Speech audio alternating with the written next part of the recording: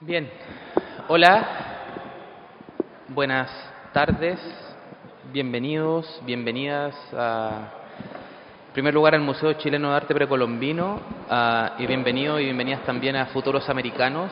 Esto es parte de un ciclo de conversaciones que estamos teniendo acá en el museo con distintos referentes artísticos, intelectuales, académicos en torno a problemas fundamentales que atravesamos como sociedad, como continente en el presente. Hemos tenido en Futuro Americano a Yanaya Aguilar, una intelectual mexicana, Alia Trabuco estuvo recientemente, en fin, hemos atravesado por distintas perspectivas, análisis para pensar nuestros problemas continentales. El día de hoy estamos muy felices porque Futuros Americanos, este ciclo de conversaciones se articula a la próxima exposición, ¿no es cierto?, que está desarrollando, que somos los mismos realmente, que estamos desarrollando en el museo, que es una exposición denominada Quiebres y Reparaciones, en donde nuestro invitado del día de hoy es el museógrafo de la exposición,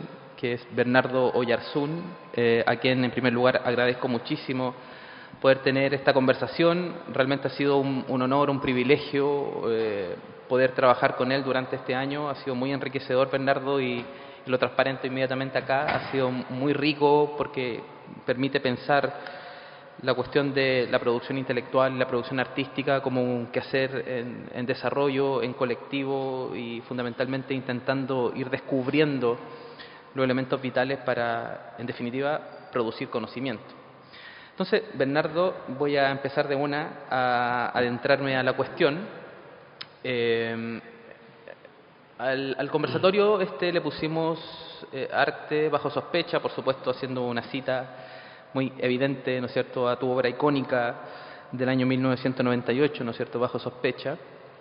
Pero al mismo tiempo situamos la cuestión del arte como un problema fundamental. Y quiero adentrarme allí, en primer lugar, luego ya hablaremos de quiebra y reparaciones, pero creo vital partir pensando la cuestión del arte. Y quiero entrar, en particular, en torno a algo que te he leído y te he escuchado en alguna otra entrevista que tiene que ver con este vínculo entre el arte, el trabajo y la producción de conocimiento.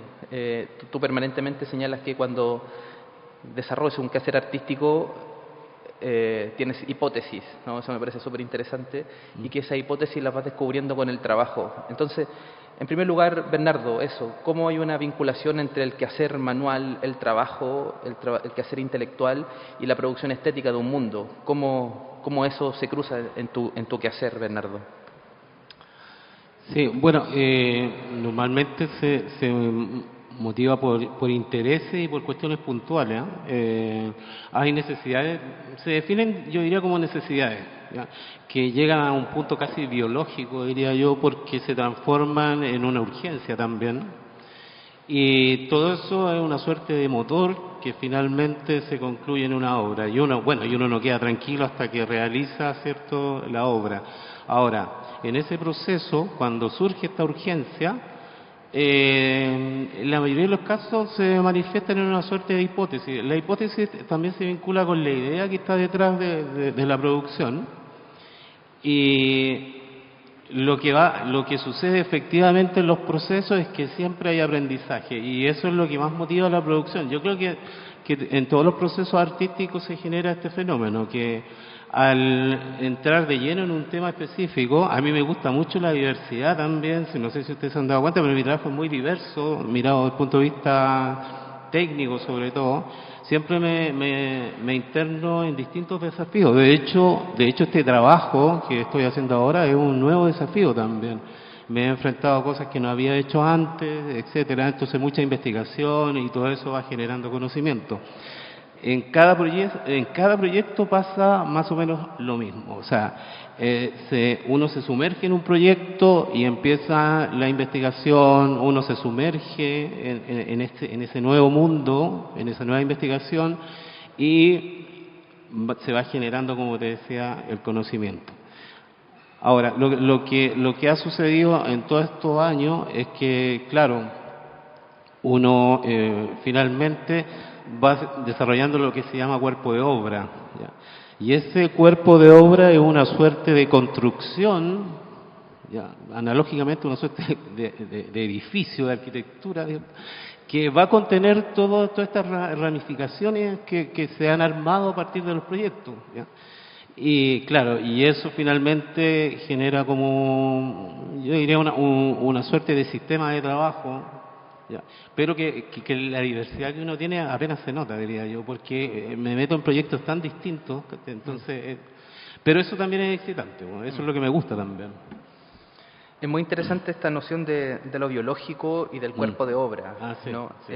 Hay algo allí en torno a, bueno, tu trabajo en general, ¿no? O sea, inmediatamente pienso en, por ejemplo, Proporciones del cuerpo, ¿no? Del año 2002, que hay un vínculo entre tu cuerpo y una pregunta, ¿no es cierto?, pues del Vitruvio, en última, ¿no? Sí. ¿Cómo se vincula en este quehacer precisamente este cuerpo biológico, ¿no es cierto?, con esa exterioridad física casi metabólica, ¿no es cierto?, que va produciendo el conocimiento, ¿no? Es un ejercicio casi corporal y objetual permanente, ¿no? Sí, sí, sí. Mira, la motivación, hay varias motivaciones en esa obra. Esa obra es muy relevante, tanto como Bajo Sospecha, porque ahí instaló otro tema que es como luchar contra ese canon. Esa es la principal motivación que tiene esa obra, es luchar contra el canon, digamos, colonizador, ¿ya? Y claro, y lo que yo hago me pongo como matriz de ese nuevo canon en el fondo. Y ese ejercicio debiera sugerir muchas cosas. Y de hecho hay una cosa muy autocrítica que tiene, por ejemplo, los sobrenombres, porque es un díptico, ¿cierto? En una está el hombre de Vitruvio, que es mi cuerpo, y en el otro lado está lleno de sobrenombres. Y ahí también hablaba de autonegación en ese ejercicio. Entonces, por un lado, estaba... uno a veces me sentía haciendo como un ejercicio inútil en ese sentido, porque en alguna... Por un lado estaba reivindicando mi cuerpo indígena o mestizo, tratando de derrumbar ese canon, o ese canon incluso de belleza, ¿ya? De proporciones, de belleza, etcétera. Y por otro lado también veía que había una contundente negación de lo mismo, que estaba en tu mismo contexto, de hecho, o incluso en tu misma familia. A ese nivel llegaba la contradicción. O sea, es un ejercicio que es muy crítico y que es duro de derribar, digamos, todo lo que pasa ahí. Por lo tanto, lo que involucra esa obra es un ejercicio de contradicciones y un ejercicio de reivindicaciones, diría yo, que está involucrado ahí en ese trabajo. Solo como contexto, Proporciones de cuerpo es una obra del año 2002 en donde Bernardo simula, ¿no es cierto?, el Vitruvio clásico, este cuerpo, ¿no es cierto?, desnudo, y en la parte posterior aparecen palabras como negro, curiche, aceituna, mapuche, cara de túnel, boliviano, morocho, pirigüín de petróleo, carepalta, chinche, carbón, calcetín de minero, tizón, en fin, ¿no? Ahí aparece una contradicción que ya ahondaremos, que tiene que ver con la dimensión racial, ¿no es cierto?, el racismo como un elemento vital también en tu obra, pero antes de entrar allí, un poco sostenernos aquí en esta poética, ¿no es cierto?, entre cuerpo y objeto.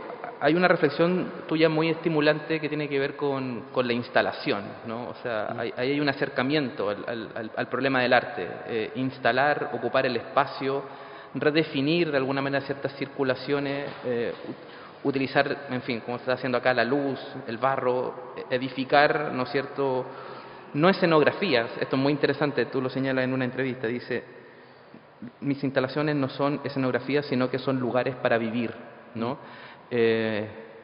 ¿Cómo emerge ese quehacer artístico que implica, de alguna manera, también un quehacer arquitectónico? No sé si me atrevo mucho a decir eso. Sí.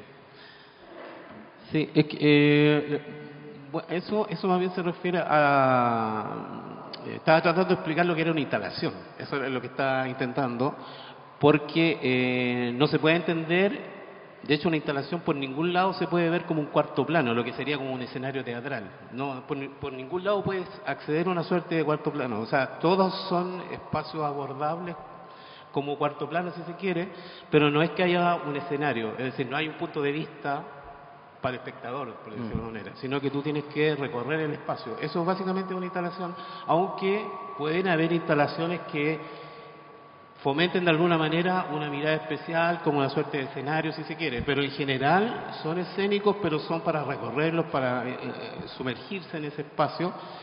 Y es también porque es una forma de abordar sobre todo imágenes que son tridimensionales, por decir objetos, lo que sea, humo, lo que sea. ¿Ya? Entonces, claro, recorrer ese nuevo elemento visual significa recorrer también el espacio, a eso se refiere específicamente. Y vivirlo, si bien es cierto, uno vive el museo, la galería, o cualquier momento de la vida, uno siempre está viviendo el momento, digamos, pero aquí específicamente recorrer un guión en el fondo espacial implica vivir una situación de experiencia, digamos, que te va a hacer sentir de otra manera, o sea, va a salir distinto en el fondo cuando tú recorres este espacio, qué sé yo, porque está pensado que sea así, digamos, o sea, ¿cierto? Es lo que sugiere, digamos, esta construcción léxica, ¿cierto? Porque es una construcción, es un lenguaje lo que está ahí, digamos. Es súper estimulante esto, o sea, me imagino que deben haber trayectorias artísticas, intelectuales, donde tú sostienes esto de pensar la instalación no como una escenografía, sino como lugares para vivir, pero me pasa inmediatamente que no puedo dejar de pensar en categorías como lugar o territorio, particularmente. Sí. ¿Cómo te vinculas en tu trabajo, ¿no es cierto?, esta noción de lo territorial, que al interior de la composición conceptual del mundo indígena tiene un peso específico muy, muy denso? Sí, eso ha sido, bueno, eso es parte de las cosas que se aprenden en los procesos, en estos procesos donde me he sumergido justamente en el territorio mapuche. He tenido realmente la fortuna de terminar siendo muy amigo de un machi, Jorge Quelaqueo, y hemos realizado muchos viajes por el territorio, ¿cierto? No sé, viajes que tienen una carga simbólica impresionante, así como, no sé, del cráter del volcán Yaima a Puerto Saavedra, y pasando entre medio por una escuela mapuche y por otras rucas, comunidades distintas, etcétera. Y a propósito de lo que tú dices, y a partir de conversaciones, logré entender lo que era la comunidad. ¿Por qué digo esto? Porque finalmente, a propósito de una obra que dice Pájaro en la cabeza, es que esa obra tenía una explicación, uno de los relatos era justamente entender el concepto de comunidad, ¿ya? Y claro, yo decía, si tú le preguntas a un Sioux Dakota o a un Aymara o a un Mapuche, y te va a decir que todo es parte de la comunidad, un insecto, el árbol, la lluvia, el pasto, el aire, todo, un árbol, todo es parte de la comunidad. Entonces, y después si tú empiezas a analizar lo que son, por ejemplo, los chememules y que se vinculan con los ancestros, es posible distinguir que hay dos pilares en la comunidad. Uno que uno podría decir que es la toponimia y la patronímica, es decir, el linaje y el territorio, ¿ya? O el paisaje y los ancestros. Cuando tú haces creas eso, o más bien visualizas esos dos ejes, te das cuenta que eso es la comunidad. Y por eso es tan importante el lugar donde está la comunidad, lo que sería el territorio, porque ahí están los ancestros y está la otra parte de la comunidad que sería el contexto físico, territorio, paisaje, etcétera, etcétera. Entonces, si tú me dices qué es lo que es el territorio, o sea, yo te digo que es una parte fundamental de la comunidad, o sea, es la parte fundamental para vivir en el fondo, o sea, es donde se ancla esa otra parte fundamental para que pueda existir la comunidad en el fondo. Por lo tanto, tiene una importancia demasiado relevante. Ahí está anclado el paisaje, ¿cierto? Y ahí están ancladas todas las relaciones físicas que se puedan armar, no solamente con otras personas, sino que con el clima, con los animales, los insectos, los pájaros, etcétera, etcétera. ¿Cómo ingresa esto al arte tuyo, Bernardo? bueno, todo esto se traduce en obras finalmente, y que esto es bien importante porque te hace naturalmente, eso es lo que la gente entiende, respeto, cuando tú dices que por ejemplo, cuando pinté los chememules de colores, ¿ya? El ejercicio no se vuelve una blasfemia, como en una conversación de alto nivel en Temuco hablaban de una posible blasfemia en ese ejercicio de pintar chememules de colores y con materiales sintéticos, ¿ya? El Machi da la explicación y dice, no, lo que pasa, eso no tiene ningún error y es absolutamente factible porque él, cuando estaba en trance veía los chememules de colores. Entonces, claro, cuando tú caminas todo este recorrido y empiezas a adquirir este conocimiento, los ejercicios que tú haces con el arte se vuelven naturalmente viables o naturalmente lógicos y que no tienen errores en el fondo, ¿ya?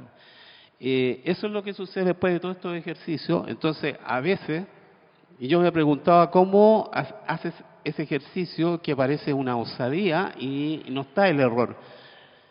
Y yo pienso que se debe a que estos recorridos justamente en el territorio, ¿cierto? Y obviamente observación y lo que se aprende en el camino es que te lleva a construir obras que, por muy osadas que parezcan, no entran como en falta, podríamos decir, en falta cultural o falta de respeto, podríamos decir, ¿no? Yo pienso que para eso me ha servido, por ejemplo, que, no sé, puede hacer obras como Huerquén, como la misma obra de Souvenir, que eran los chememules de colores, y otras tantas obras mapuches que tienen que ver con el contexto mapuche, y que pese que entran en una suerte de osadía, no cometen esos errores, podríamos decir. Yo creo que eso es lo que más me ha ayudado en ese sentido, ese sumergirse en ese lugar, digamos. Es súper estimulante esto del no error. Sí. Profundizar, a lo mejor, Bernardo, porque claro, si volvemos al principio, en este elemento entre corporal y el mundo, ¿no es cierto?, y en este metabolismo permanente para la producción de conocimiento, no hay espacio, eso, no sé, no lo logro comprender del todo, Sí. el error. ¿Por qué no? ¿En qué sentido eso queda desplazado? Ojo que el error me refiero a estas transgresiones culturales que las hemos visto, ¿cierto?, a nivel político. En fin, es fácil de hecho caer en el error, porque a veces se rompen protocolos, cosas que parecen como superficiales incluso, o que no tienen importancia, sin embargo sí las tienen. Me refiero a ese tipo de error, porque no es que uno, ¿cómo podría ser? No que uno vaya a hacer algo que sea totalmente contraproducente, ¿ya? O sea, siempre uno está en una línea que está marcada por el interés, y ahí la intención siempre es buena. A lo que voy yo, el error es no cometer errores que podrían ser incluso infantiles. A eso me refiero. Es bastante básico, de hecho, el asunto, sí. Hay un elemento en torno a, y con esto voy a intentar cerrar esta parte en torno a la pregunta por el arte mismo. Hace 2 conversaciones atrás estuvo acá Daniela Catrileo, y en un momento nos comentaba sobre la materialidad de las palabras, ¿no? Y cómo ella jugaba efectivamente con esas palabras como si fueran materia, como si fueran elementos técnicos, diríamos, ¿no? Cosas que armables. Y efectivamente en esa composición, sobre la base de un interés, de una búsqueda efectivamente, vamos a decir, pura, ¿no? No hay espacio al error, simplemente a la inventiva, a la invención, a la producción efectivamente de lo nuevo, de descubrir en última, ¿no? ¿Qué te pasa a ti con las materialidades, ¿no? Simplemente un aviso de cómo va a venir la conversación después, pero parte de la exposición que se viene, Quiebra y Reparaciones, es una sala completa de barro, ¿no? 2 salas completas de barro, ¿no? Entonces, la pregunta por lo técnico, la pregunta por la materialidad, la pregunta por esa exterioridad física a tu cuerpo, es inevitable no vincularla con esta pregunta o esta reflexión que hacía la Daniela Catrileo, ¿no? Las palabras como cosas armables. ¿Cuál es tu vínculo efectivamente con las cosas, con las materialidades? Sí, sí, esto Esto yo lo he visto muchas veces, lo he descubierto, y yo diría que el ejemplo más claro que tengo respecto a eso es con el tejido. ¿Ya? Normalmente las materialidades, como son físicas, ¿cierto?, están vinculadas con la performance, con el cuerpo, ¿ya?, con la inversión del cuerpo, energía, etcétera, movimiento, etcétera. Y, por ejemplo, cuando se concreta un tejido, estamos hablando de un tejido mapuche, ya, bueno, cualquier tejido, pero específicamente esto lo descubrí también en el mundo del tejido mapuche, que, claro, la tejedora normalmente recibe un encargo, o puede ser familiar, cualquier interés que provoque el diseño de una manta, por ejemplo. Ese ejercicio necesariamente va a involucrar territorio, va a involucrar paisaje, el cuerpo sobre todo, no solamente en el hacer, en la urdimbre, sino que también en el recorrido, ¿cierto? Todo lo que involucra el proceso creativo para llegar a concluir en ciertas grecas, ¿cierto?, en ciertos diseños del tejido vinculadas con el encargo o el interés que provoca la máscara, o sea, perdón, el telar. Por lo tanto, cualquier ejercicio que uno emprenda, ya, por ejemplo, si estoy haciendo alfarería, el uso del material, o lana, o arcilla, o madera, o lo que sea, va a involucrar un ejercicio performático. Ese ejercicio performático va a cargar todo el asunto, digamos, ya sea manta o lo que tú estés generando.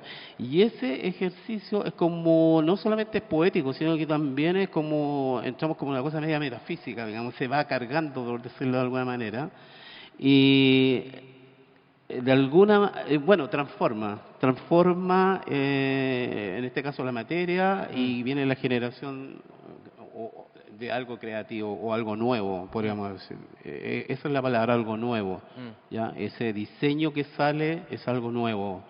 No, o sea, el arte textil no es la repetición de esa iconografía que conocemos, que está en los libros, en los museos. O sea, los ejercicios son creativos siempre está en un ejercicio constante de creación. Por lo tanto, la materia está vinculada con el cuerpo, con la performance, digamos, y eso necesariamente produce algo nuevo, ¿no? Me es imposible, esto lo tenía más para adelante, pero me es imposible a propósito de lo nuevo no pensar la cuestión del arte contemporáneo, ¿no? Y ahí hay una beta que me interesa mucho explorar contigo, Bernardo, que tiene que ver con lo contemporáneo y, vamos a decir, lo indígena. Incluso lo podríamos ampliar, lo latinoamericano. Ahí hay un cruce. Ticio Escobar, cuando hace el texto curatorial, ¿no es cierto?, el discurso curatorial por Huerquén, ¿no es cierto?, tu obra que Sí. está en Venecia el 2017, habla de que lo contemporáneo, dice lo contemporáneo de una imagen honda, vamos a decir, profunda temporalmente, o sea, cómo esa hondura temporal latinoamericana, indígena, ¿no es cierto?, tiene una contemporaneidad en medio de una negación sociológica, vamos a decir, ¿no? ¿Cómo te vinculas con esta palabrita, ¿no?, lo contemporáneo desde esa hondura del textil?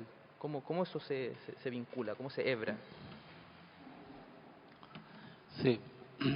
Bueno, el término contemporáneo no necesariamente significa algo como que algo de vanguardia o que no existía antes, digamos. O sea, el ejercicio contemporáneo es lo que se hace en el momento, en el fondo. Cualquiera hace un ejercicio contemporáneo en el fondo, aunque yo entiendo dónde va la pregunta, pero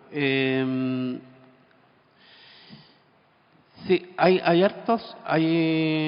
genera hartos roces todo este ejercicio, sobre todo el levantamiento que hace Ticio Escobar sobre el arte indígena, ¿cierto?, que precisamente derriba la frontera que se veía inviolable del arte contemporáneo y permite o abre una puerta al arte contemporáneo, es decir, a los espacios hegemónicos del arte, o sea, estamos hablando Bienal de Venecia, etcétera, donde logra acceder el arte indígena.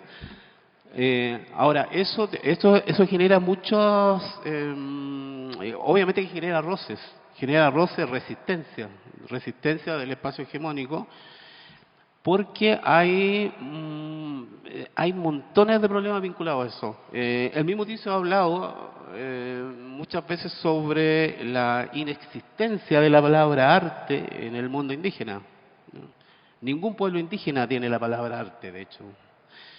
Y por lo tanto, el mismo mundo indígena se enfrenta a un gran problema. Y claro, estamos hablando de que no es que el mundo, el arte indígena en el fondo altere su forma de ser para ingresar a este mundo, sino que ingresa con sus propios códigos, podríamos decir, ingresa limpiamente a este escenario hegemónico.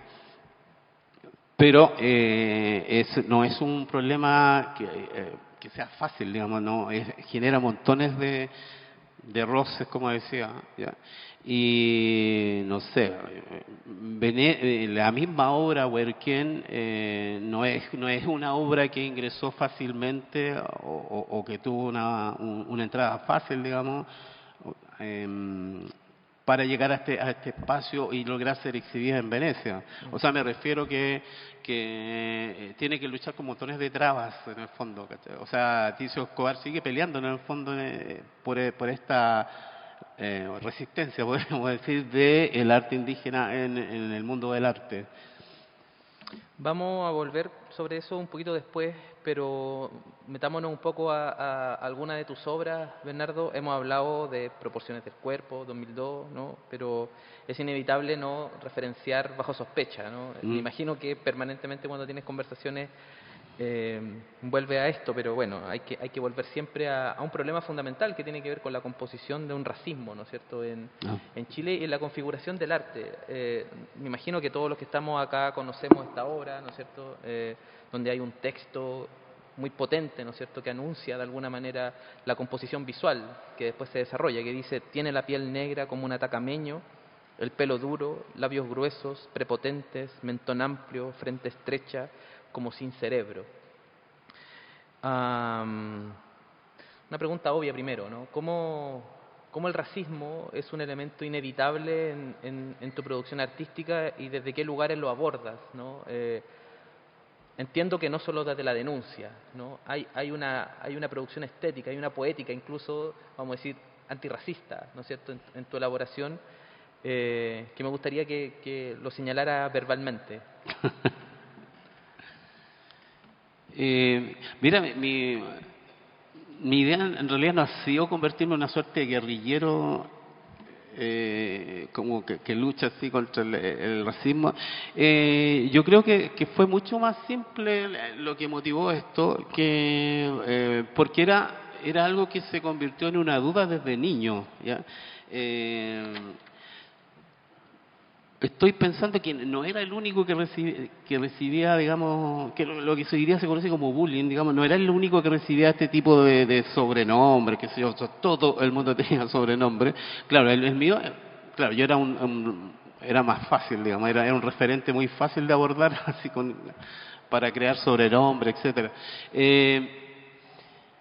Yo creo que se convirtió en una búsqueda, ¿ya?, en tratar de responder un poco, o responderme a mí mismo, digamos, por qué sucedía esto, o qué pasaba con la sociedad chilena, por qué se manifestaba de esa forma, por qué cosas tan sencillas como, por ejemplo, no sé, si nace un niño morenito o niña morenita, es fea, y si nace una niña rubia es linda, por ejemplo, cosas así, ¿ya?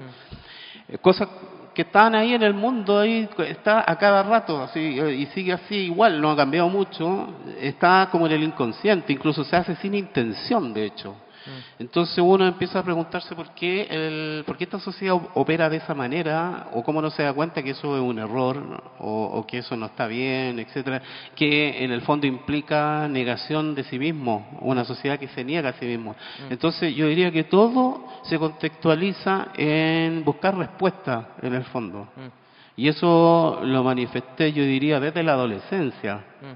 Y en la adolescencia yo descubro que mi abuela tenía origen mapuche y ese fue el comienzo de la iluminación, podríamos decir, o el comienzo de estas pequeñas respuestas que se van generando, y que esas respuestas, más bien, yo no espero o sea, sueño que la sociedad obviamente evolucione, Pero el consuelo que me queda es que yo logro entender de cierto modo, digamos, por qué suceden estas cosas, digamos. O sea, lo considero un avance eso, ya entender por qué me ha pasado lo que me ha pasado. Entre eso, las múltiples detenciones policiales, ¿ya? Porque no fue una sola, fueron en la adolescencia, no sé, pienso que deben ser unas 10 detenciones policiales. ¿Ya? Lo que pasa es que la última, que generó la obra Bajo Sospecha, fue la más grave, porque me generó crisis de pánico, que todavía no la supero. O sea, por ejemplo, no sé, te digo un dato, yo, si no hay micrófono, yo no podría hablar acá, estaría muerto de susto. Sí, si no hubiera micrófono me cuesta muchísimo. Y eso es parte de los resabios que tengo de la crisis de pánico. O sea, esa última detención fue gravísima porque me produjo problemas fisiológicos, ¿ya? Psíquicos, etcétera, y tuve tratamiento psicológico, etcétera, etcétera, y en el proceso psicológico hice la obra. ¿Ya?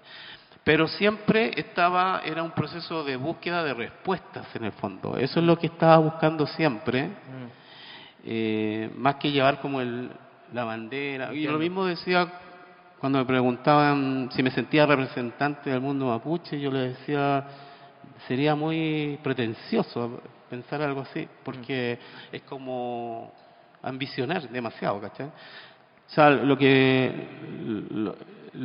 pretendo es que yo entienda cosas, encontrar respuestas y que también ayude, también si se puede, a la sociedad también a que encuentre sus propias respuestas también. Y eso se llama evolución, en el fondo. Se llama evolución cultural. Ahí volvemos un poco a un elemento del principio que tiene que ver con esta producción de conocimiento sobre la base de la experiencia, el trabajo, el quehacer, ¿no?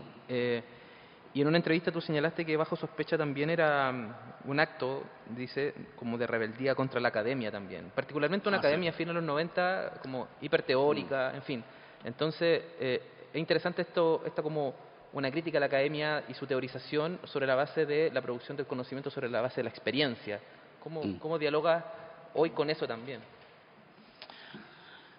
Sí, sí, yo te voy a contar te voy a contar una pequeña anécdota respecto a eso para que se entienda el origen de eso. Claro, yo cuando estaba en la universidad, claro, alguien me dijo que no debería de ser poco capital cultural. O sea, tenía poco capital cultural, aunque parece que es un error, porque uno siempre tiene capital cultural de alguna manera. Pero me sentía como venía de un contexto así muy pobre, social y culturalmente, sí, y por lo tanto salí de la universidad, me tocó un tiempo durísimo desde el punto de vista teórico porque estaba Nelly Richard justo mellado, estaban las primeras traducciones de Benjamin, Ronald Kay, etc. Estaba bien álgido el tema teórico en esos años. Después conocí a Ronald Kay, un tipo hermoso, así muy simpático, muy agradable. Y, en fin, yo sumergido en ese mundo como estudiante, me sentía totalmente incapacitado para hacer arte. Absolutamente incapacitado. Y salí con esa idea. Salí con esa idea de que no iba a ser artista nunca, porque me faltaba todo ese capital, digamos. Por lo tanto, bueno, pasaron los años hasta que vino Bajo Sospecha.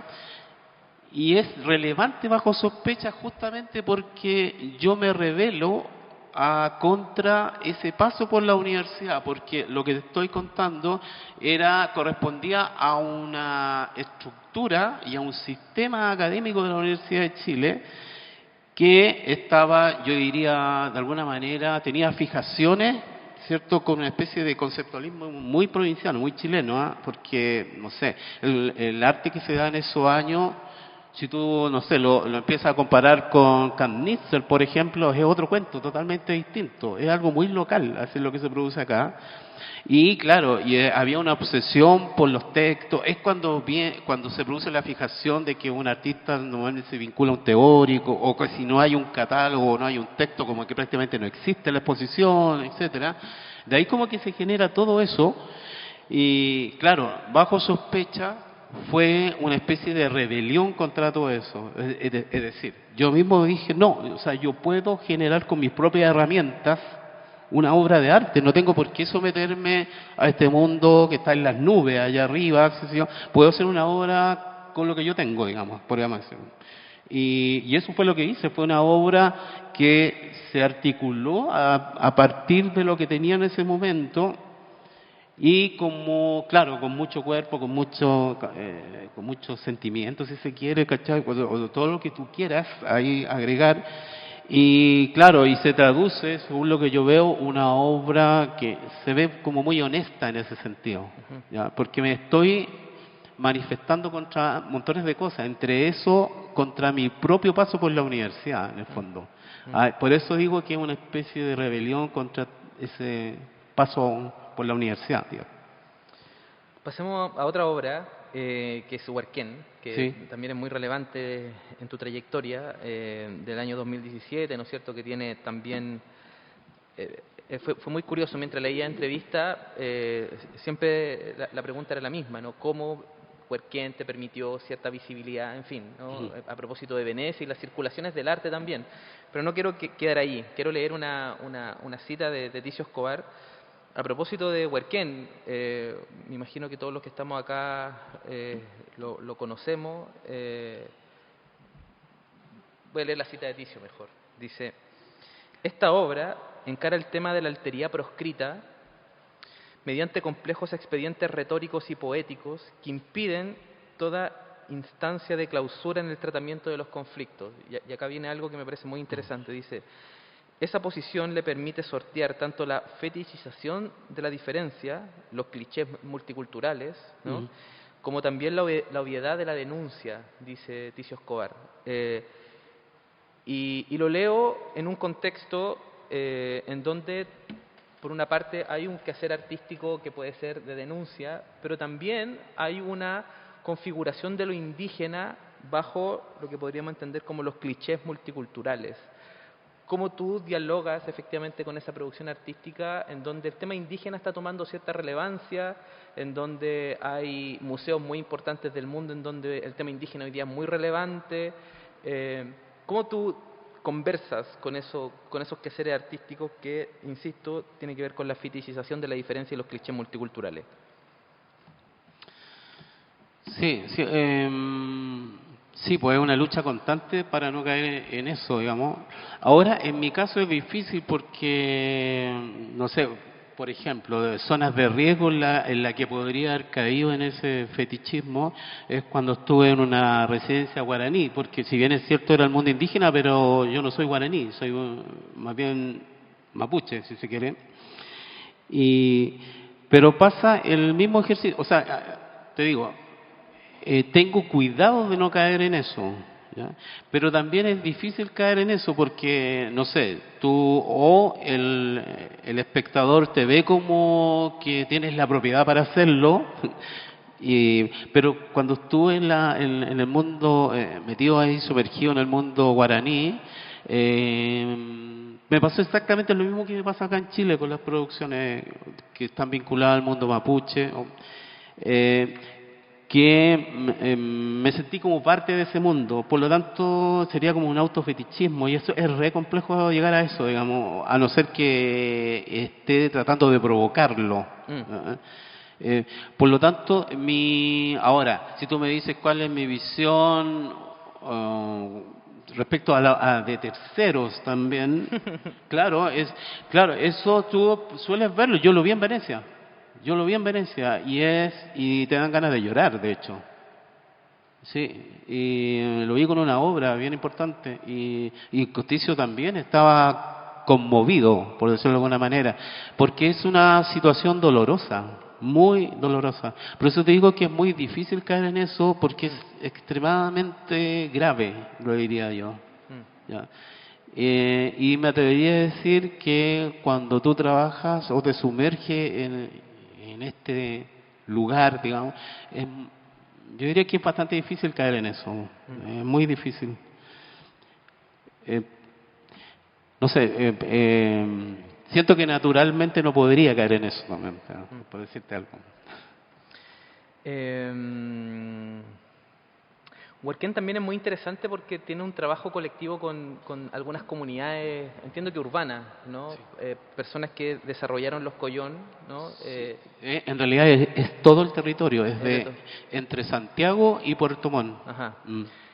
Hay otra obra tuya, no recuerdo en este momento el nombre, no lo anoté mal ahí yo, en donde desarrollas un juego como de flores con mujeres, ¿no?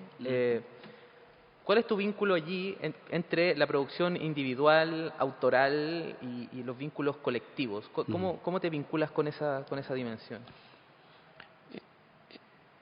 Es, es muy relevante, muy relevante. Gran parte de mi obra es colectiva, involucra a mucha gente, muchísima gente. El mismo Huerquén, pues. Huerquén involucra a muchas comunidades. Tuve el apoyo de una comunidad urbana, así de la Quiñipuligüén de La Pintana, fue la que me apoyó en toda la producción y que de alguna manera hizo los contactos hacia el sur. ¿Ya? Por lo tanto, yo diría que esa parte es fundamental en mi trabajo. O sea, hay obras extremadamente colectivas como la teleserie Mal de Ojo que se hizo en la Metropolitana, donde se hizo una producción, un rodaje de 6 meses y involucró a toda la población ahí, que involucraba a la Victoria, la José María Caro, la misma, o la población de la Universidad de Chile, donde está la Galería Metropolitana, Ujú. Club Hípico, todo ese sector, o sea, no solamente con los vecinos, sino que instituciones, colegios, almacenes de barrio, todo el mundo involucrado en la producción. Y ¿qué te puedo decir? Es alucinante, absolutamente alucinante, porque en ese caso, por ejemplo, la gente se apropió del proyecto, lo sentía como algo propio de ellos, así como que ellas eran parte de eso, y eso es muy bonito eso. Y en otros, por necesidad también, Huerquén también pasa algo similar, toda la gente que trabajó en el proyecto se apropió del mismo y lo hace con mucho interés, etcétera, etcétera.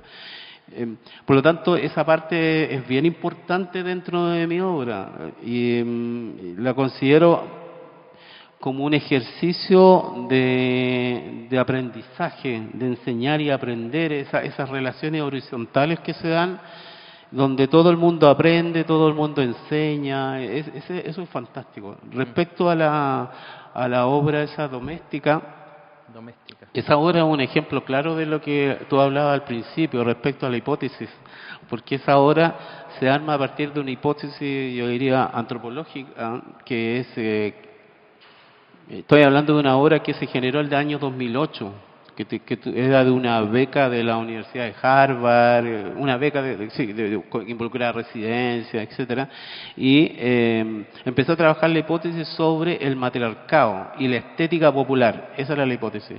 Y la hipótesis era de que el mundo estético popular latinoamericano es absolutamente matriarcal. Esa era la hipótesis.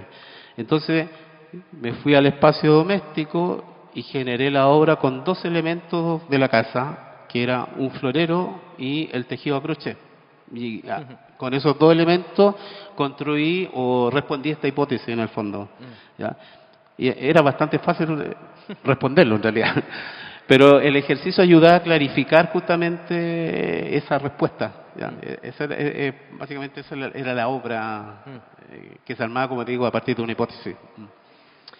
Es muy interesante esto de la hipótesis y lo colectivo, porque permite pensar de que una idea que puede elaborarse individual o en un grupo muy pequeño, luego tenga su manifestación colectiva para ir resolviendo algo. Y aquí quiero entrar precisamente ya a la próxima exposición, lo repito, va a estar abierta desde el 7 de diciembre, el museo tiene su próxima exposición que se llama Quiebres y Reparaciones. Y ha sido un trabajo súper estimulante con Bernardo, porque básicamente hay un proceso de producción de conocimiento y de descubrimiento, ¿no? A veces trastabillando de nuestra parte, ¿no es cierto?, diciendo, emerge esto, y tú diciendo, esto tiene otras consecuencias como estéticas, y por lo tanto, cómo ajustamos efectivamente aquello, y una conversación muy rica, muy estimulante en términos intelectuales. La exposición se vincula con el barro, ¿no? Y se vincula con la luz, ¿no? Primero que nos explique, Bernardo, cuál es el concepto museográfico que hay detrás de la próxima exposición Quiebres y Reparaciones. Sí, bueno, podríamos decir que hay varios, ejes o núcleos que arman la museografía y que de alguna manera conceptualizan también el espacio. Y claro, parte, lo primero que me impuse como desafío era generar una exposición diferente. Primera cosa, bueno, esa ambición la tiene siempre uno en realidad, pero esa diferencia que tenía que ser sustancial, digamos, muy sustancial, y ahí surge esta idea de la arcilla, ¿cierto?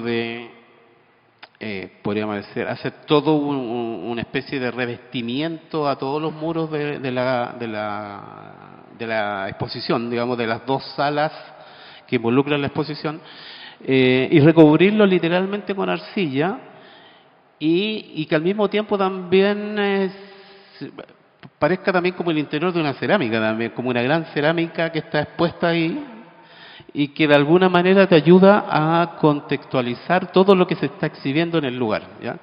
También cumple la función de unificar las dos salas, que es la sala, ¿cierto?, de mediación y la sala de exhibición, ¿ya? Y además la obra autoral, la obra inédita, que va a hacer una suerte de puente entre estas dos salas. Lo otro es que inmediatamente se generan dos elementos que son constitutivos de la exposición, que es la luz y la tierra, como decías tú, o la luz y la arcilla, y que se vuelve una especie de contraste binario, o sea, un contraste entre lo analógico y lo digital, porque toda la iluminación es LED y hay dos elementos museográficos que son absolutamente digitales, que es, ¿cierto?, esta proyección que de alguna manera describe de qué se trata la exposición, que son estas fotogrametrías, ¿cierto?, que son videos 4K y todo ese cuento, y otro museo que habla de los créditos también, que también es una proyección absolutamente digital. Bueno, ese contraste entre una proyección ultra digital y el barro analógico o ultra analógico generan este choque o este contraste binario que lo encuentro muy bello, ¿sí? Bellísimo, ¿sí? Como algo que parecen como muy separados, digamos, aquí están uniéndose por el contraste. Y eso produce una continuidad museográfica en toda la exposición y todos los elementos se van armando de esa manera, digamos, como luz y, no sé, las piezas van sobre una mesa de luz digital, ¿cierto?, etcétera. Se va armando todo este juego de contrastes que son matéricos, ¿eh? También, son contrastes matéricos. Y lo otro que no es menor es que todo el ejercicio constructivo involucra el cuerpo, nuevamente involucra la performance. Lo que yo te decía, lo que queda, la productividad que tiene el cuerpo, lo que deja el cuerpo, la performance, el ejercicio, y que queda marcado ahí, digamos, porque ustedes van a ver muros absolutamente manuales, podríamos decir, absolutamente amasados, digamos, por el cuerpo, digamos. Y eso también le produce una carga que yo lo encuentro que es bien alucinante, digamos, yo la siento, de hecho. Hay un video que preparó Claudio Mercado, no lo vamos a mostrar ahora, pero lo pueden ver en YouTube, que es preciosísimo, en donde Bernardo efectivamente está embarrando con su cuerpo, ¿no es cierto?, con sus manos, los muros. Pero junto con la arcilla está la idea de la mesa de luz. Y quiero entrar a la mesa de luz porque es algo que tú has hecho antes. Hay una obra tuya que se llama Mecánica del Suelo, que tuvo también su manifestación en esta exposición que se llama Objetos Promisorios en la Galería Patricia Rey del año 2017. ¿Cómo llegas a la mesa de luz, ¿no? Y hay un binarismo que tú señalas entre lo analógico y lo digital, pero ¿cómo llegas a la mesa de luz? Que por cierto, en esta exposición van a haber mesas de luces también, ¿no? Sí. Sí. Bueno, está en esto que te contaba de este binarismo que hay entre lo matérico, en este caso sería específicamente entre el objeto, por ejemplo, la cerámica, y que está expuesta sobre esta especie de mesa energética, podríamos decir, y que la contiene y lo que yo pretendo que de alguna manera la pieza tienda como a levitar un poco, sostenida, digamos, por este aura energético que genera la luz, porque la iluminación cenital también va a ayudar a eso, a que el objeto tienda como a despegarse de la mesa, digamos. Esa es como la intención o la ilusión que pretendo generar, aunque sea leve, pero se siente, yo siento que está ahí eso.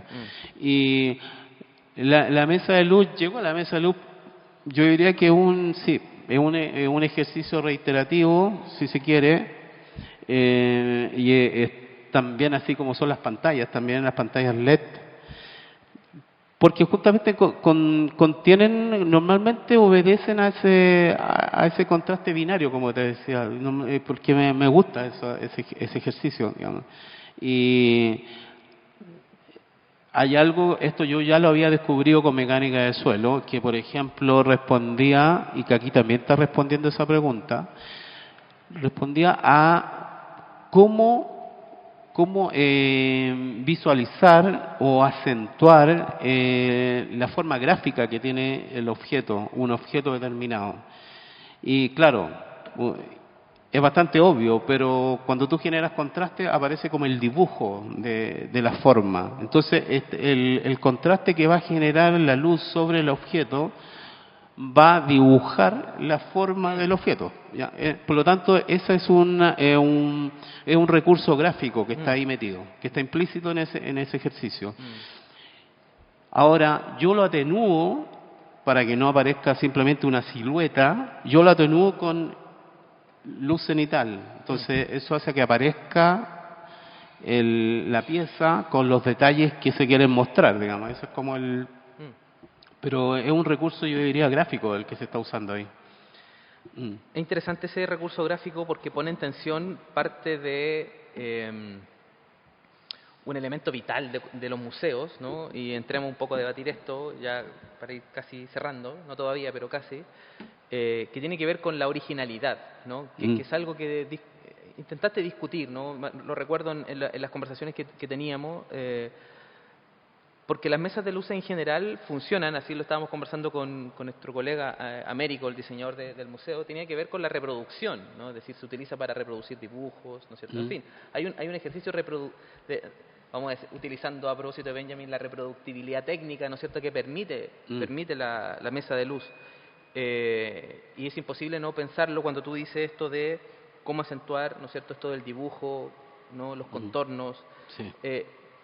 Estamos viendo el objeto, estamos viendo la representación del objeto cuando nos acercamos, y me imagino que para ti es un desafío esto, ¿no? Porque son piezas que, tú lo decías, originalmente quizás no fueron pensadas como objetos artísticos, pero están dispuestas hoy día para el arte. Entonces allí hay una situación que me parece súper estimulante de preguntar, de reflexionar. ¿Cómo la caja de luz busca profundizar, ¿no es cierto?, esta reflexión que probablemente no tiene error, ¿no?, pero que busca, ¿no es cierto?, preguntarse algo. Sí, efectivamente es un recurso, es un recurso gráfico que está ahí dispuesto a justamente a acentuar esa forma. También es un foco de atención también, o sea, te produce una suerte de atractivo. ¿Ya? Es como una bolilla, así que te atrae la luz, así que sé yo. En ese sentido son muy atrayentes. También, a propósito de lo que tú decías como de la reproductividad técnica, claro, yo fui serígrafo muchos años y la mesa de luz era fundamental. O sea, pasaban los clichés, todo pasaba por mesa de luz. Y está también, yo diría, en el subconsciente también, el recurso mesa de luz, y que, claro, se ocupa acá. Y hay también, ¿por qué no decirlo? También hay algo de espectáculo también en ese recurso, ¿ya? Que no tiene nada de malo eso tampoco. Por ¿ya? supuesto. Por lo tanto, podríamos decir que es una exposición espectacular en ese sentido. Bueno, estamos cumpliendo entonces. Sí. Quiero terminar, al menos desde mi parte, luego la idea de abrir la conversación. Nosotros al principio, Bernardo, cuando te comentamos sobre la exposición que se llama Quiebres y Reparaciones, lo repito de nuevo, tú no insististe en la idea de el problema de la noción de reparación, ¿no? Sí. En tanto reparación como volver a un origen, ¿no? Tú decías, eso es imposible, ¿no? Hay una imposibilidad de pensar la reparación como una vuelta a un origen, ¿no? Entonces caen dos posibilidades, ¿no? La reparación y sus manchas inevitables y sus impurezas, o simplemente no hay reparación. Ahí creo que hay una tensión que me parece estimulante para ir cerrando, al menos de nuestra parte, que es parte de las cuestiones que estamos intentando reflexionar con esta exposición, a propósito, bueno, del contexto de los 50 años del golpe de Estado, ¿no es cierto? Estamos reflexionando sobre estas palabras que son tan densas, ¿no? Quiebres y reparaciones. ¿Cómo tú dialogas con estas palabras? ¿Cómo te vinculas con estos conceptos? Sí, recuerdo, seguramente fue en la primera reunión que inmediatamente yo dije que la reparación no existía. Claro, claro, y de alguna manera, cuando veo esos ejercicios, no es que sean impotentes, ¿eh? Cuando tú buscas reparar un objeto, lo que estás tratando es de buscar una suerte de renacimiento porque se convierte en otra cosa. O sea, es lo que, claro, esa cicatriz es la huella de eso, ¿cierto? Es la huella de ese quiebre, o la sanación, qué sé yo, todo eso, pero cuando pensaba cuando pensaba en el quiebre y decía que no había reparación posible, claro, estaba pensando en el árbol, como el ejercicio más básico que uno puede pensar, ¿cierto? O el asesinato de una persona, o cualquier suceso de eso que sea como un trauma o un quiebre o lo que sea, eso tiene para siempre esa impotencia, nunca va a volver a ser lo que era. Y yo lo encuentro súper importante reflexionar sobre eso, y aparentemente eso está en la historia de la humanidad, porque si pensamos, no sé, en estas reparaciones que hacen los japoneses con oro, ¿cierto? De alguna manera parece que el asunto no consiste o sea, creo que la solución no es tratar de disimular el quiebre, sino que acentuarlo, hacer notar que eso realmente sucedió y que quedó ahí para siempre, ¿ya?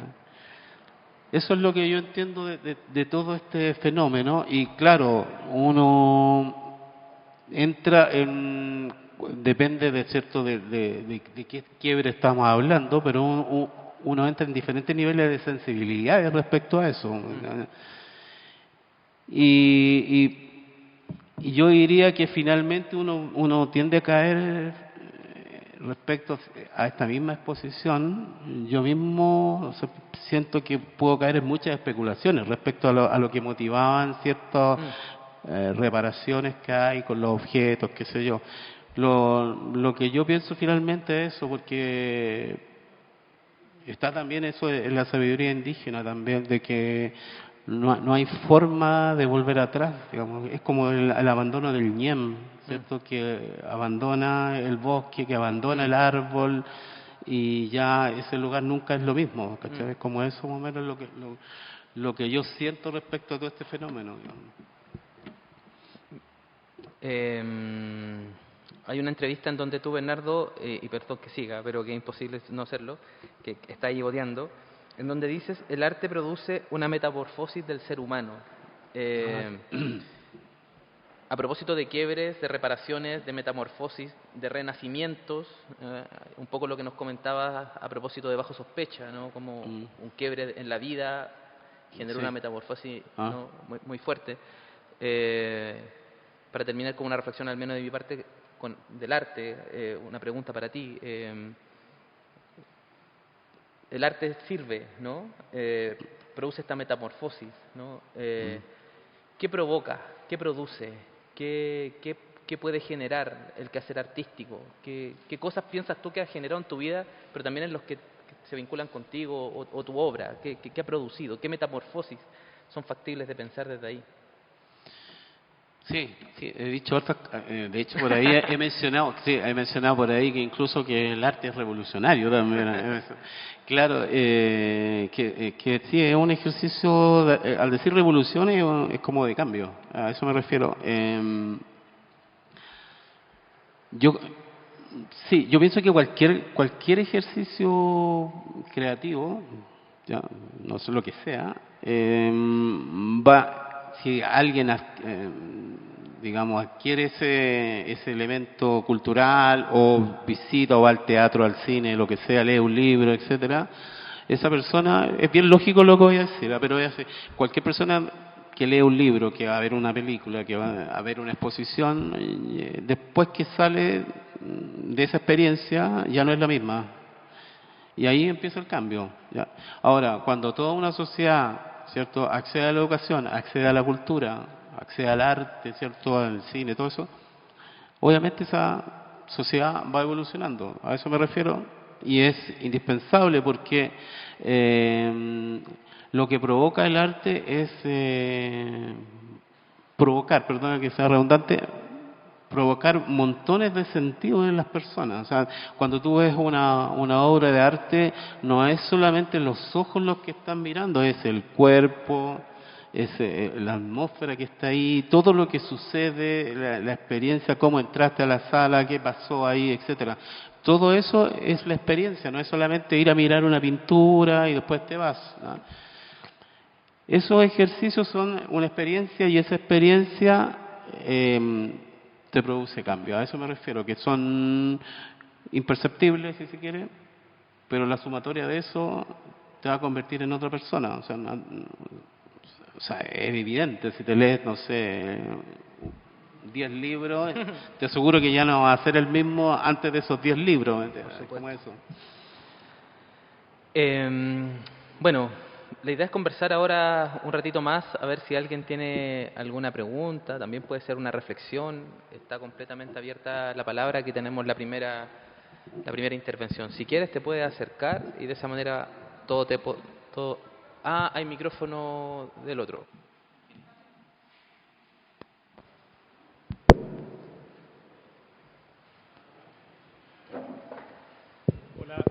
Hola, gracias. Mi nombre es Marco. Hola. Mucho gusto. Feliz de estar acá y escuchar, bueno, a uno de mis héroes, puedo decir, sin tratar de ser salamero, obviamente. Pero tengo una pregunta dentro de lo que estabas comentando. La anoté porque no quería que se me olvidara. Y en alguna parte, no sé si era una frase tuya, decías que los pueblos indígenas no tienen la palabra arte. Entonces quería preguntar específicamente si no existe la palabra como tal o no existe el concepto de arte. Y tener alguna impresión tuya o si hay algún conocimiento general al respecto de cuál es el rol del arte, si existiera, o cómo se viera en las comunidades indígenas dependiendo de cuáles sean. O sea, obviamente que no vamos a saber cuál es el pensamiento de los indios Sioux, pero a lo mejor sí vamos a tener una idea de incas, diaguitas, qué sé yo, mapuche, selknam o lo que sea. Sí, sí, claro. Sí, no existe la palabra arte, pero no significa que no exista el arte, ¿no? Eso es como primera cosa. Hoy día sí hay neologismos, ¿cierto?, que pueden traducir de alguna manera la palabra arte, pero en rigor nunca existió la necesidad de tener la palabra que se refiriera al producto creativo, podríamos decir, ¿ya? Es decir, la tejedora creaba una manta, por ejemplo, y pese que estaba llena de elementos artísticos, llenos de creatividad, si se quiere, de productos creativos ahí dentro del tejido de la urdimbre. Sin embargo, a ella no era catalogada como artista, sino que era la tejedora, obviamente, pero no como artista, ¿ya? Y el resultado de eso era un producto X, pero no era una obra de arte. Eso es lo que sucedía. Pero si tú le preguntas, el mismo caso cuando yo le preguntaba al Machi sobre esto, y me decía algo muy sencillo. Me decía, lo que pasa es que en rigor, cuando tú te enfrentas a cualquier actividad, a cualquier cosa, es decir, una conversación, hacer un metahue, hacer un tejido, lo que sea, un utensilio tallado, etcétera, etcétera, siempre tienes que estar con la mejor disposición del cuerpo, de la mente, ¿cierto? Si no estás en ese estado, no puedes hacer esa pieza determinada, porque no te va a resultar, no va a salir bien. Entonces, ellos lo veían como algo absolutamente necesario que se produjeran todas esas facultades o esos estados del cuerpo. Y ahí recién podía hacer cualquier cosa, incluso cocinar, lo que fuera. Y eso significaba que todo tenía que ser, obviamente, de la mejor forma. Y eso se esperaba de cualquier cosa. Como te decía, incluso de una conversación. Y eso es lo que nosotros le llamamos arte, en el fondo. Pero lo que pasa es que dentro de esta obsesión de catalogar todo, ¿cierto?, tendemos a especificar y a mencionar que arte es solamente esto, esto, esto. Ahora, si nosotros pensamos que todas las actividades que hacemos, como una simple conversación, pasen por estos estados, estaríamos en una sociedad bellísima, ¿cierto? La conversación se eleva a otro nivel, todo es distinto en el fondo. Entonces, el mundo indígena se planteaba de esa manera. Entonces, todo lo que resultaba desde nuestra distancia nos resultan obras de arte en el fondo, porque están hechas bajo esa pureza, podríamos decir, ¿ya? Esa era es la explicación más cercana que tengo a lo que sería una producción artística, digamos, desde lo indígena. Por lo tanto, en ese contexto, la palabra arte era innecesaria, porque tampoco necesitaba la figura narcisista del artista. O sea, no necesitaba ese apellido, así como de artista, tejedora, era innecesario, como es más o menos el... ¿Hay alguien allá? Creo que el micrófono quedó por ahí. Ahí está.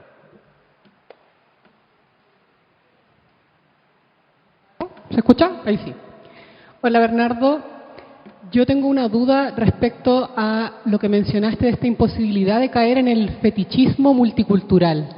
Si podrías profundizar un poco más en por qué, desde tu situación, es imposible caer en eso y quiénes sí, desde qué posicionamiento están como tendentes a poder cometer esta fetichización, pensando un poco en lo que está ocurriendo con nosotros, con los museos, y en cómo esto es como un riesgo que parece que algunos sí están inminentes en caer. Y también quizás que cuentes un poquito por qué te dieron ganas de llorar con las expresiones de fetichismo multicultural que viste en tu experiencia. Sí, sí, como yo decía, es una situación muy dolorosa y lo voy a explicar con un ejemplo, es más fácil parece, ya. No voy a mencionar el artista, aunque lo van a saber igual, pero igual, ya. Un artista en Venecia hizo una obra que armó una especie de ruca, de choza, podríamos decir, pero esta choza está armada como con unas fibras, así como, si se quiere, como una red, una especie de red de pescadores, así, armó como una especie de choza, ¿ya?, o ruca. Y llevó a unos indígenas del Amazonas, y de hecho andaban paseándose por Venecia con sus trajes típicos, así semidesnudo y todo eso, pero no es el tema del cuerpo, no voy para allá, sino que lo que significaba todo eso. Y cada cierto tiempo hacían como una especie de rueda ahí dentro de esta choza, y había tierra y algunos elementos. Y cuando nosotros pasábamos, vimos situaciones donde estaban ahí los diferentes indígenas de muchos pueblos, estaban ahí sentados con sus trajes, las plumas y todo eso. Y también se acercaba gente así, se sentaba ahí, una cosa, bueno, no quiero decir adjetivo, sí, pero se veía una cosa media hippie, así como ahí. Y nosotros nos quedábamos mirando ahí, y lo único que veíamos era, o sea, podías inventar montones de conceptos frente a lo que te pasaba con la escena, porque, claro, por un lado parecía una obra de teatro, pero por otro lado parecía circo, de repente parecía como una sobreexposición, me pasaban tantas cosas porque no se veía bien el asunto. Pero es una cosa que te pasa porque lo sientes hasta lo que proyectan los que están involucrados ahí.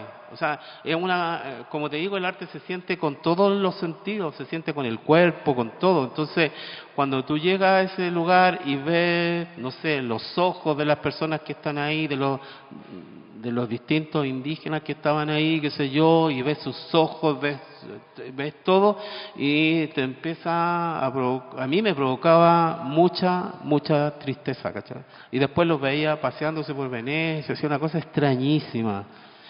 Y yo te digo, eso, el único como lo podía definir, eso era fetichismo puro, ¿sí? Era fetichismo, no le encontraba otra definición, no era como la reivindicación o la presentación como honorable, podríamos decir, o limpia. Había un montón de alteraciones, de contaminaciones que estaban involucradas ahí. Entonces, cuando se comete ese tipo de error, yo encuentro que se cae en el fetichismo. Ahora, por ejemplo, yo he hablado con el Machi sobre el Museo Precolombino. Hemos hablado del Museo Precolombino y a él le gusta, lo encuentra hermoso y todo eso. Y me decía, pero mira cómo es, por eso te digo que no necesariamente un museo es fetichista. Me decía algo que era muy sabio, me decía, los chememules, dijo, están pésimamente montados, dijo, no tiene nada que ver con lo que es un chememul. Yo ya expliqué un poco lo que era el chememul, que es la conexión con los ancestros y es parte de la comunidad, en fin. Entonces, me decía, está todo súper bien montado, todo el cuento, es todo muy limpio, qué sé yo. Dijo, pero las cosas están mal montadas, me dijo, pero eso tampoco es tan relevante, me decía, porque ahí no está la comunidad, ahí no es el espacio mapuche, ese no es un espacio mapuche.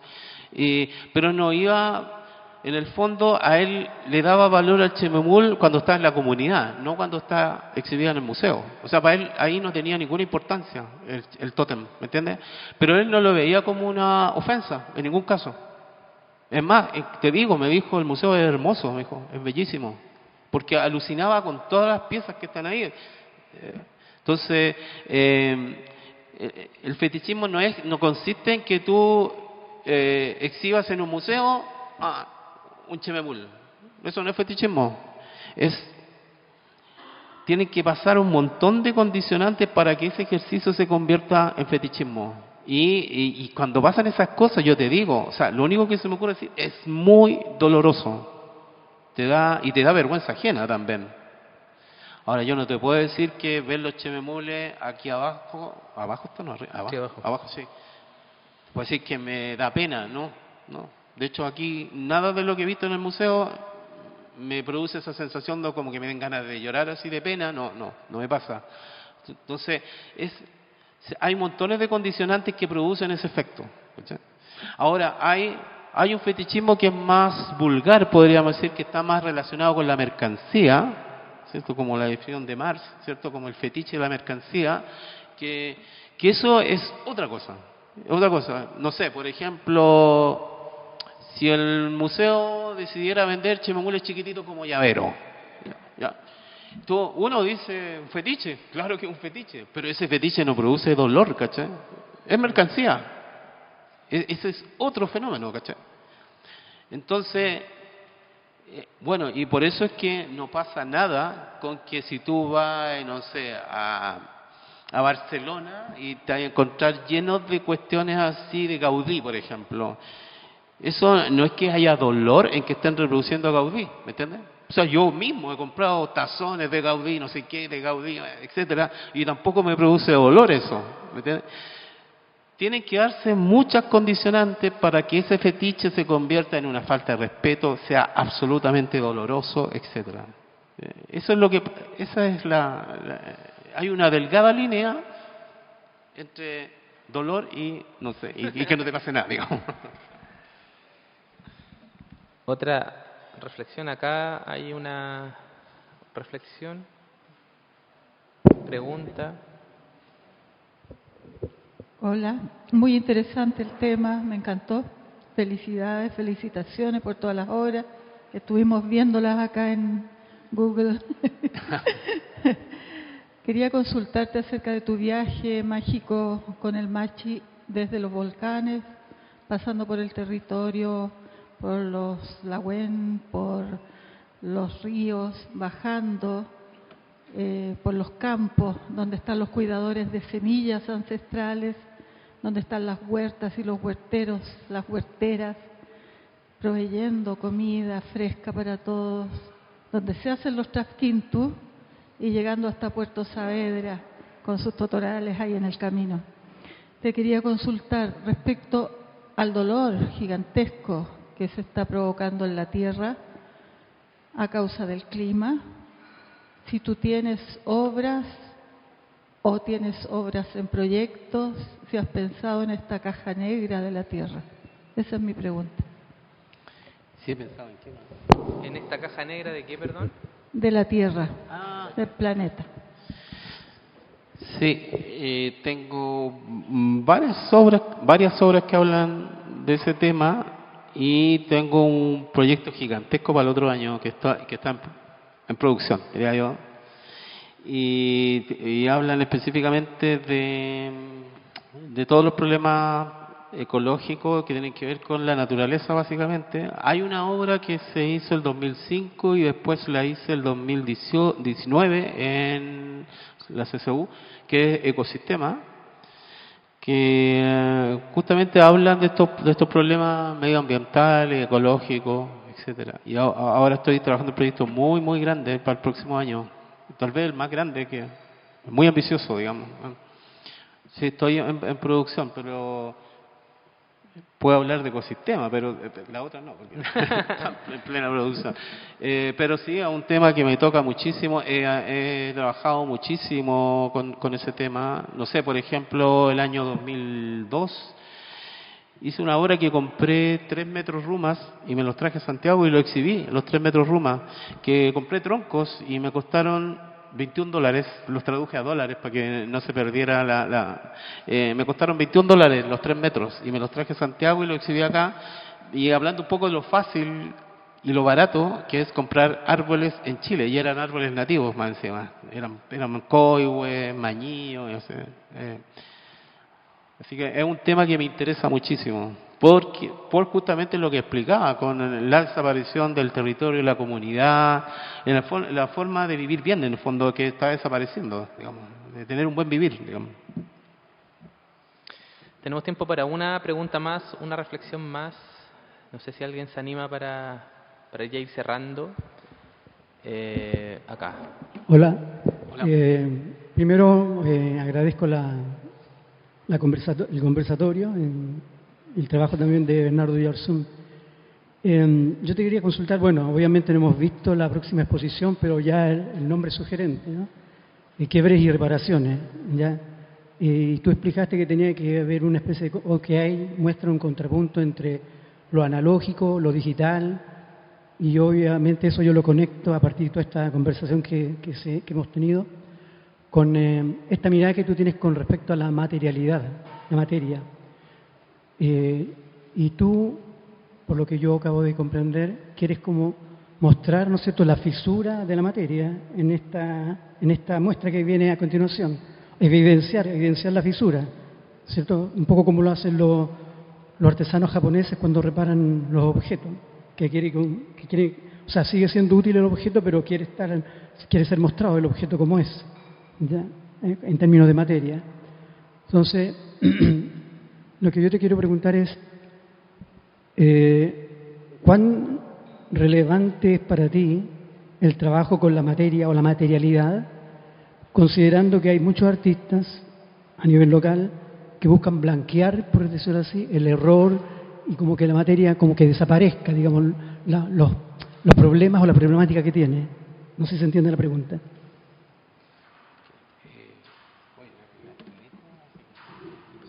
Sí, lo puedo intentar elaborar, no sé si lo quiere reelaborar.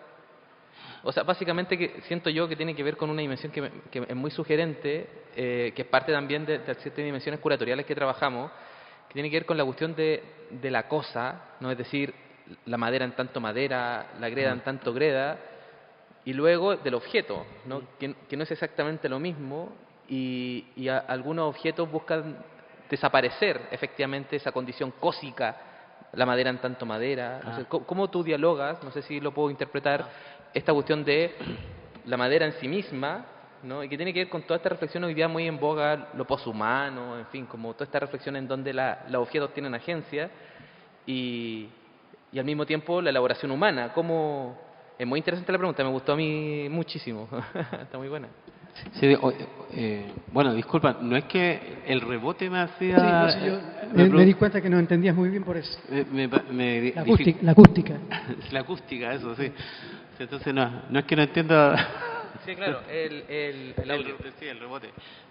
Sí. ¿Qué pasa con la transformación de la materia? Porque deja de ser lo que era originalmente y se transforma en otra cosa, eso. Sí, claro. Sí, claro. ¿Persiste la madera en el chemamul? Sí, aquí hay algo que sí, es bien interesante la pregunta porque pasa por la comprensión de algo que es muy sencillo. Cuando uno hace una obra de arte, en el fondo es una construcción de un lenguaje visual, ¿cierto? Ya. Ahora, todo elemento que pasa por este proceso, es decir, que la materia que es parte de una obra de arte determinada, pasa por un fenómeno de transformación que puede ser, en la mayoría de los casos, es simbólica, en otros casos significa lo mismo que representa, por ejemplo, el caso de los árboles. Yo quería que los árboles o los troncos que compré siguieran siendo troncos en la galería, ¿ya? Y el poder simbólico pasaba por ese ejercicio, ¿ya? Porque había denuncia y todo eso. Por lo tanto, el simbolismo estaba en el hecho del traslado y la compra del objeto. Todo eso era el ejercicio artístico, o sea, todo el proceso. Pero hay otros casos, por ejemplo, un escultor que va a hacer una escultura de madera o de piedra, ¿ya? Tú puedes llegar a determinar de qué está hecho, pero la materia se transformó en un elemento constitutivo de este nuevo símbolo que se construyó, de esta nueva figura que pasó a ser otra cosa, ¿me entiendes? Donde, claro, era constituyente de madera, pero esa madera se transformó en un cuerpo simbólico que está lleno de carga, tiene significante y tiene significado, ¿me entiendes? O sea, es la construcción de un lenguaje, en el fondo, ¿eh? Y sirvió como materia para construir eso, ¿me entiendes? Por lo tanto, en algunos casos, la materia es un sustrato para armar un gran cuerpo simbólico o un constructo léxico, podríamos decir, o en otros casos, porque la obra así lo requiere, la madera va a seguir siendo madera, porque quiero que así sea, ¿me entiendes? Y es relevante, y yo voy a hacer todo lo posible para que siga siendo madera, porque eso es lo importante en la obra. Por lo tanto, los casos son de acuerdo a la obra que se hace, donde la materia tiene diferentes futuros, podríamos decir, como tal, digamos. Uy, terminemos con esa frase que está hermosísima. Muchas gracias, Bernardo. Están todas muy invitadas a la exposición Quiebres y Reparaciones. Desde el 7 de diciembre pueden venir a visitarla. Hay una parrilla también de programación, de eventos, de actividades, de conversatorio, de reflexión, que va a estar muy viva entre diciembre y la mitad del próximo año. Así que sean todos bienvenidos, bienvenidas al Museo Precolombino a pensar el futuro de América. Muchas gracias, Bernardo, por esta oportunidad de conversar. También agradecerte por todos estos meses de trabajo, ha sido increíble. Todavía no cerramos, estamos en los momentos más intensos, pero muchas gracias. Ha sido todo un lujo, un privilegio poder trabajar contigo, y muchas gracias por asistir hoy día a esta conversación. Gracias, Claudio. Gracias.